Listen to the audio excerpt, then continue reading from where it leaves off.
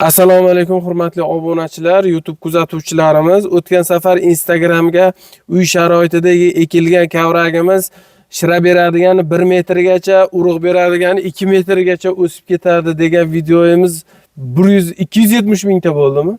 270 mingta prosmotr bo'ldi.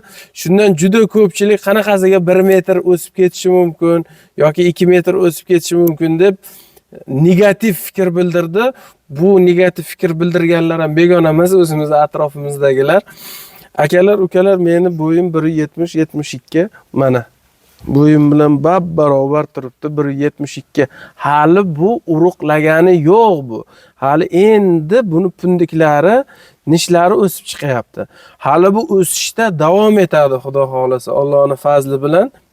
Ana undan keyin kim biladi, Alloh biladi. Bu 2,5 metr ham o'sib ketishi mumkin. O'shaning uchun negativchilar ko'p negativ yozmanglar. Negativni o'rniga, yomon fikrni o'rniga otangga rahmat deb yozinglar, baraka top deb yozinglar, xalqqa xizmat qilyapsan deb yozsalaring bo'ladi. Nima kerak shu narsalar? Akalar, ukalar, mana oddiy, mana gap isboti bilan go'zal. Men sizlarga nimani isbotlab berishim kerak ana? 1 metr mana shira beradigan 1 metr o'sib ketgan mana.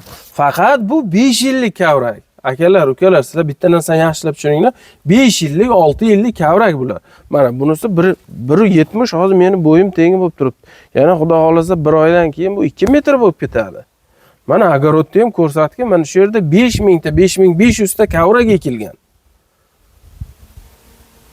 Xudo xolasa buni Allohning fazli bilan ko'ramiz. Agar vaqtimiz qolsa, ulguradigan bo'lsak, nasib bo'lsa, juda bir yangilik videolarimiz bor, o'shalarni qo'yib boramiz.